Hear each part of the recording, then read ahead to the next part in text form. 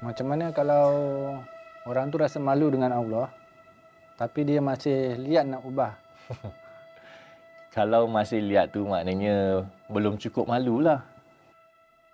Rasa malu tu adalah langkah pertama kita ke arah taubat.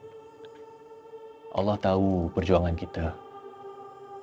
Dan Allah sentiasa tunggu kita datang bertaubat padanya. Tapi kalau ada rasa liat tu, salah siapa? Liat tu adalah tabiat. Tabiat boleh kikis.